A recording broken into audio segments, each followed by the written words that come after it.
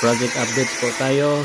Ito sana yung welder doon sa hagdanan natin. 4x6 ID yung ginagamit natin. 90 kilos lang. Para sa ating stringer, at saka kung makikita ninyo yung tiles, nandito na lahat ang delivered sa site natin.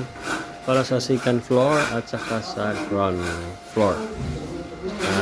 Huwag niyong kalimutan kapag carpentry, mayroon talagang stick wheel, yung hilo. Saka yung electrical na gamitin para sa second floor.